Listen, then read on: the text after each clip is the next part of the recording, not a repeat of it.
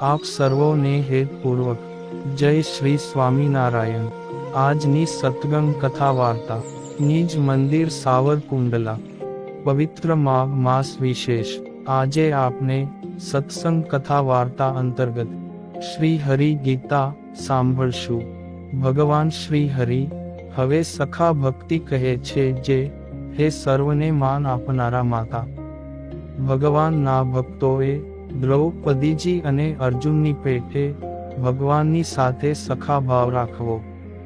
પોતાનો દેહ, સ્ત્રી, પુત્ર, ધન, ખેતર આદિ કરતાં પણ પ્રભુમાં અધિક સ્નેહ રાખવો। હે માતા, નર નાટકને ધરનારા ભગવાનના ચરિત્રોમાં ક્યારેય દોષ બુદ્ધિ ન કરવી તથા તેમને વિશે દ્રઢ વિશ્વાસ રાખવો। આ સખા ભક્તિ ને આઠમી ભક્તિ કહેલી છે। અને હે માતા, હવે હું તમને આત્મનિવેદન નામની નવમી ભક્તિનું લક્ષણ કહું છું, તે તમે સાંભળો। પોતાના દેહ, ઇન્દ્રિયો, અંતઃકરણાદિક સહિત આત્મ સ્વરૂપને ભગવાનને અર્થે સર્વ પ્રકારે સમર્પણ કરવું। પણ દેહ, ઇન્દ્રિયો, અંતઃકરણ, સ્વભાવ તેમજ પિતા, પુત્ર અને સ્વજનોને આધીન થવું નહીં। ભગવાન શ્રી કૃષ્ણને અર્થે જ સર્વે ક્રિયા કરનારા ભક્તજને ભગવાનને આધીન થઈને રહેવું। તેમજ ભગવદ ભક્તિમાં અંતરાય કરનારા પોતાના સ્વભાવ અને સ્વજનોનો પણ ત્યાગ કરવો। પણ ભગવાનની આધીનતાનો ત્યાગ ન કરવો। ભક્ત ભગવાનને આધીન અખંડ કેવી રીતે વર્તી શકે?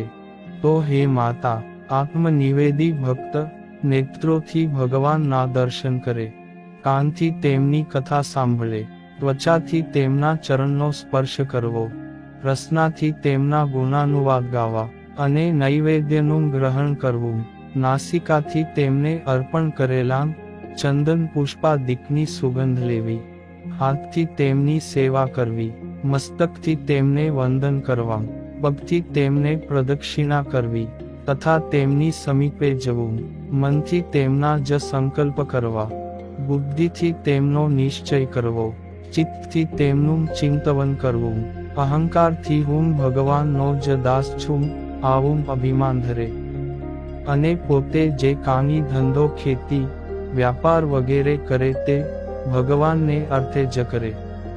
પોતાને જે કામી પ્રિય પદાર્થ પ્રાપ્ત થાય તે ભગવાનને અર્પણ કરે અને ભગવાનના પ્રસાદીભૂત ચંદન, પુષ્પ, વસ્ત્રાદિકનું ધારણ કરે। હે નિષ્પાપ માતા, આવા આત્મનિવેદી ભક્તો ભગવાનને અર્પણ કર્યા વિનાના તુલસી પત્ર પણ જમે નહીં અને જળનું પણ પાન કરે નહીં। આત્મનિવેદી ભક્તોએ પરમાત્માની પ્રસન્નતાને અર્થે જ તપ, યજ્ઞ, દાન, વ્રત અને ભક્તજનોની સેવા કરવી। આ પ્રમાણે શ્રવણાદિક 9 પ્રકારની ભક્તિ દ્વારા જે જનો ભગવાનને ભજે છે તેને જ આત્મનિવેદી ભક્તો કહેવાય છે।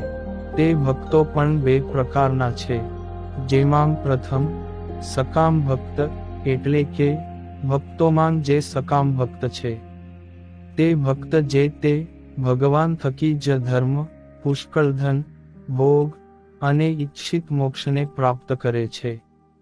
સકામ ભક્તો આ દેહને અંતે ભગવાન થકી જ તેમના ગોલોકાદિક ધામોમાં મનોવાંછિત શાશ્વત સુખને પ્રાપ્ત કરે છે। અને બીજા નિષ્કામ ભક્ત છે, તે ભક્ત ભગવાનની સેવા વિના 4 પ્રકારની મુક્તિને પણ ક્યારેય ઈચ્છતા નથી, તેમજ અણિમાદિક અષ્ટસિદ્ધિઓને પણ ઈચ્છતા નથી। ભગવાન સ્વયં તે નિષ્કામી ભક્તોને ચતુર્ધા મુક્તિ કે અણિમાદી ઐશ્વર્યો પરાણે અર્પણ કરે છતાં પણ તેને ભગવાનની સેવામાં અંતરાયરૂપ જાણીને મનથી પણ તેનો સ્વીકાર કરતા નથી। આ આત્મનિવેદન ભક્તિ ને 9મી ભક્તિ કહેલી છે અને 10મી તે પ્રેમલક્ષણા ભક્તિ છે।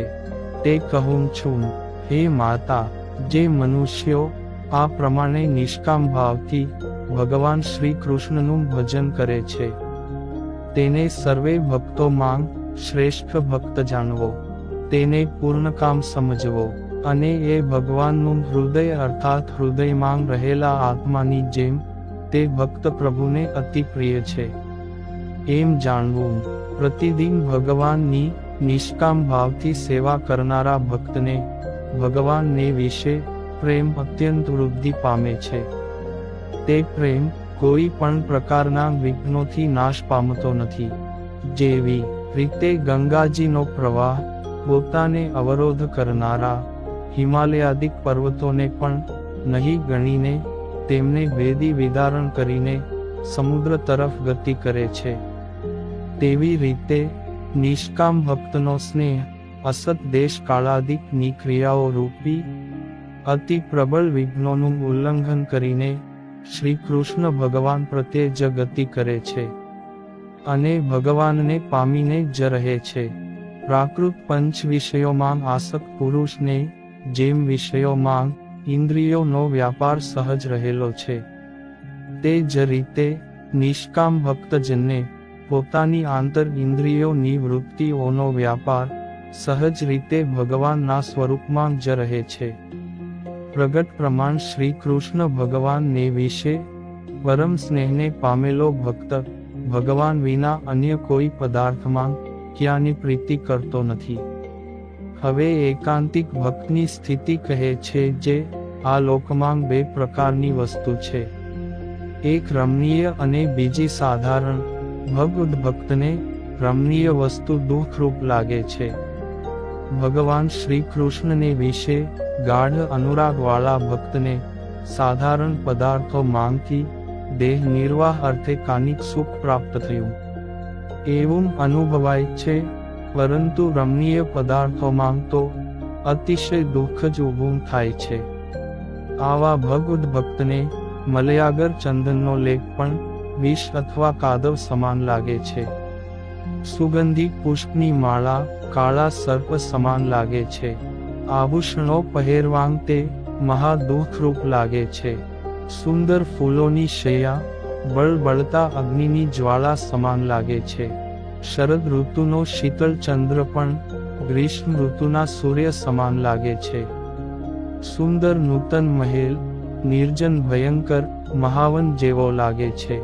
સુંદર સુગંધી શીતળ વાયુ અત્યંત ભયંકર દાવા નળ સમાન લાગે છે. વળી આવા ભક્તને સુનવાળાં સૂક્ષ્મ વસ્ત્રો શરીર ઉપર ભારરૂપ લાગે છે. પોતાના પુત્રાદિક સ્વજનો વરુ સમાન લાગે છે.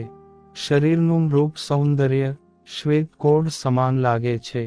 સ્વાદુ ભોજન ઝેર સમાન લાગે છે. મનોહર કર્ણપ્રિય ગ્રામ્ય વાતો છાતીમાં તીક્ષ્ણ બાણ માર્યા હોય તે સરખી લાગે છે.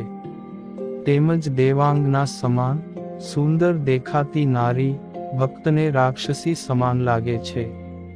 હે માતા, આવા પ્રકારના વર્તનના ચિહ્નોથી વૈરાગ્યવાન નિષ્કામી ભક્તોનો ભગવાન પ્રત્યેનો ગાઢ અનુરાગ કેવો છે તેનું અનુમાન કરી શકાય છે. આવા પ્રેમી ભક્તોના અંતરમાં અને બહાર સદાય એક ભગવાનનો જ ભાસ થતો હોય છે. સ્નેહના આધિક્યથી અચાનક ભાસમાન થયેલા ભગવાનના દર્શન કરીને એ ભક્તજન હસે છે. ક્યારેક ભગવાન અદૃશ્ય થતાં રુદન કરે છે, ક્યારેક આનંદથી નૃત્ય કરે છે, ક્યારેક તેમની સાથે સંભાષણ કરે છે, ક્યારેક સાષ્ટાંગ પ્રણામ કરે છે, ક્યારેક મૌન રહે છે, ક્યારેક હે હરિ, મારા અપરાધોને ક્ષમા કરો આ પ્રમાણે પ્રાર્થના કરે છે. ક્યારેક સ્નેહથી પરવશ થયેલો ભક્ત લોક લજ્જાનો ત્યાગ કરીને સંકીર્તન કરે છે. ક્યારેક હે હરિ, હે નારાયણ, હે ગોવિંદ, હે માધવ આ પ્રમાણે સંતોના સ્વામી એવા ભગવાનના નામોનું ઉચ્ચ સ્વરે કીર્તન કરે છે. આ પ્રમાણે અનેક લક્ષણોથી વિશિષ્ટ ભગવદ ભક્ત પોતાના ચરણ કમળની રજથી આ બ્રહ્માંડ રૂપ સમગ્ર ભુવનને પાવન કરે છે. હે માતા, આ પ્રેમી ભક્તને વિના પ્રયાસે ભગવાનના સ્વરૂપમાં પ્રાણ અને મનની વૃત્તિઓનો નિરોધ થાય છે. આ પ્રમાણે ભક્તિમાન સ્ત્રી અથવા પુરુષ પોતાના પ્રારબ્ધ કર્મને અંતે શરીરનો ત્યાગ કરીને માયામય 3 ગુણોથી પર થઈને નિર્ગુણ સ્થિતિને પ્રાપ્ત કરે છે. ત્યાર પછી ભગવાનની ઈચ્છાથી દિવ્ય બ્રહ્મમય દેહને પામીને દિવ્ય વિમાનમાં બેસીને પોતાને પ્રિય એવા ભગવાનના ધામમાં સીધાવે છે. હે માતા, ગોલોક, વૈકુંઠ કે અક્ષરધામમાં સીધાવતા આવા પ્રેમી ભક્તને તે ધામના મુક્તો પુષ્પોથી વધાવીને વંદન કરે છે. અને ભક્ત ત્યાં ભગવાનની સેવામાં અખંડ જોડાઈ જાય છે તથા તે ધામમાં ભગવાનને અર્પણ કરેલા અનંત અવિનાશી દિવ્ય સુખોને તે નિશ્ચય પ્રાપ્ત કરે છે. હે માતા, આ પ્રમાણે મેં તમને સમગ્ર અધ્યાત્મ શાસ્ત્રનું રહસ્ય સમજાવ્યું. જીવોના આત્યંતિક કલ્યાણને અર્થે આટલી જ વાત પર્યાપ્ત છે એમ હું માનું છું. હે માતા, 4 વેદ, પંચરાત્ર શાસ્ત્ર, સાંખ્ય, યોગ તેમજ ધર્મશાસ્ત્રનું રહસ્ય મેં તમને અતિ સ્પષ્ટપણે સમજાવ્યું. હે માતા, તમારા આત્મકલ્યાણને અર્થે આ પરમ રહસ્યને અંતરમાં ધારણ કરો. આ રહસ્યના ચિંતવનથી તમે સમગ્ર કષ્ટ થકી મુક્ત થશો અને પરમ સુખને પામશો. આ પરમ રહસ્યને જે કોઈ મનુષ્ય સાંભળશે અથવા પાઠ કરશે તેને ભગવાનના સ્વરૂપમાં એકાંતિકી ભક્તિ પ્રગટ થશે અને તે ઈચ્છિત સુખને પ્રાપ્ત કરશે. શ્રી હરિ ગીતાના શ્રવણ બાદ માતા ભક્તિ દેવીનો નિર્ણય કહે છે. સુવ્રત મુનિ કહે છે, હે રાજન, આ રીતે પોતાના પુત્ર રૂપ ભગવાન શ્રી હરિએ આ પ્રમાણે ગાન કરેલા અધ્યાત્મના રહસ્યને સાંભળીને માતા ભક્તિ દેવીનું હૃદય અત્યંત પ્રસન્ન થયું અને નિસંશય થયેલા માતા શ્રી હરિ પ્રત્યે કહેવા લાગ્યા, હે હરિ, મનુષ્ય માત્રને આત્યંતિક મોક્ષને આપનારી જે ભગવાન શ્રી કૃષ્ણની ધર્મ, જ્ઞાન અને વૈરાગ્ય યુક્ત 9 પ્રકારની ભક્તિ કરવાની તમે જે વાત કરી તે શ્રી કૃષ્ણ ભગવાન તો સ્વયં તમે જ છો. અત્યારે હરિ નામથી આ લોકમાં પ્રસિદ્ધ છો એમ હું નિશ્ચય જાણું છું, કારણ કે તમારા વચનોથી મારા સમગ્ર સંશયો દૂર થયા છે. તમારા સ્વરૂપમાં મન જોડવાથી હું અનાદિ અવિદ્યા રૂપ માયા અને કાળથી ઉત્પન્ન થયેલા સમગ્ર દુઃખો થકી મુક્ત થઈ છું અને અત્યારે જ તમારા સર્વશ્રેષ્ઠ અક્ષરધામને વિશે જાઉં છું. સુવ્રત મુનિ કહે છે, હે રાજન, આ પ્રમાણે કહીને ભક્તિ માતા સર્વ સમર્થ અને સર્વના અંતર્યામી એવા નારાયણ શ્રી હરિનું પોતાના અંતરમાં વિશુદ્ધ મનથી ધ્યાન કરવા લાગ્યા અને તે સાથે જ તેમને શરીરની વિસ્મૃતિ થઈ ગઈ. હે ધરણીપતે, આ 5 અધ્યાય વાળી અધ્યાત્મ શાસ્ત્ર રૂપ શ્રી હરિ ગીતા પ્રત્યક્ષ શ્રી હરિના મુખ કમળમાંથી સમગ્ર વેદના સાર રૂપ પ્રગટ થઈ છે.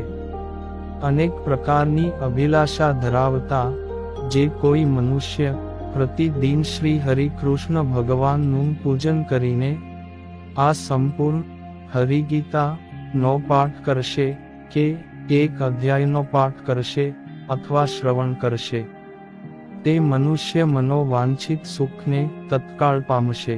તેમજ જે મનુષ્ય નિષ્કામ ભાવથી પાઠ અથવા શ્રવણ કરશે તેને પ્રત્યક્ષ શ્રી હરિ કૃષ્ણ ભગવાનને વિશે એકાંતિકી ભક્તિ પ્રગટ થશે. ઇતિ શ્રીમદ સત્સંગી જીવને નારાયણ ચરિત્રે ધર્મશાસ્ત્રે પ્રથમ પ્રકરણે શ્રી હરિ ગીતાના 5મ અધ્યાયમાં ભક્તિના સ્વરૂપ લક્ષણ નિરૂપણ નામે 36મો અધ્યાય સંપૂર્ણ. અને હવે પછીની કથા વાર્તા આપને આગળના ભાગમાં સાંભળશું. અત્યારે આપ સર્વોને ભાવથી જય શ્રી સ્વામિનારાયણ.